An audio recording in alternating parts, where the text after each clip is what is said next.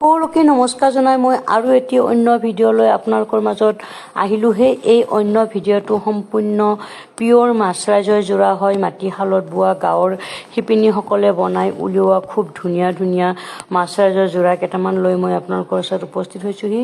এই মাছৰাইজৰ যোৰাবোৰত যদি আপোনালোকে ল'বলৈ বিচাৰে দেৰি নকৰি স্ক্ৰীনশ্বট লৈ আমাক হোৱাটছএপ কৰিব, নহ'লে কল কৰিব।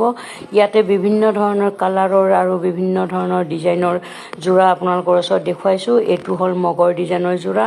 ইয়াৰ মাজত আমাৰ বুটা ডিজাইনৰ আছে, মাল্টি কালাৰৰ ডিজাইনত আছে। সকলো যোৰা মই আপোনালোকৰ ওচৰত আগবঢ়াইছোঁ। ইয়াৰ ভিতৰত যদি কোনোবাটো যোৰা ভাল লাগিছে ল'বলৈ বিচাৰে দেৰি নকৰিব, স্ক্ৰীনশ্বট লৈ আমাক হোৱাটছএপ কৰিব, নহ'লে কল কৰিব। তেতিয়াহ'লে এই যোৰাখিনি আপোনালোকে নিশ্চয় ল'বলৈ পাৰিব আৰু খুব ধুনীয়া হয়, গৰমত পিন্ধিব পৰা কাপোৰ হয়। এই কাপোৰযোৰ আপোনালোকে যিমান টকাই দিয়ে নলওক কিয়, এই কাপোৰযোৰ আপোনালোকে আৰামছে 15 বছৰ, 10 বছৰ, 12 বছৰলৈকে কোনো নেফাটা নিচিগাকৈ পিন্ধি থাকিব পাৰিব আৰু খুব ধুনীয়া কাপোৰ হয়। এইখিনি আপোনালোকে নামঘৰৰ সকাম নিকাম বা কিছুমানৰ ঘৰত মৰা সকামত পিন্ধিবৰ কাৰণে বহুত ধুনীয়া কাপোৰ হয় আৰু গৰমত খুব ধুনীয়া হয় পিন্ধিবলৈ। মাছৰাইজৰ মাটিশালত বোৱা যোৰা হয়। এইখিনি ব্লাউজ পিচ, চাইড পাৰি সকলোখিনি আছে। যদি আপোনালোকে ভিডিঅ'টো চাই ভাল লাগিছে লাইক কৰিব, কমেণ্ট কৰিব, লগতে পেজটো ফ'ল' কৰিব।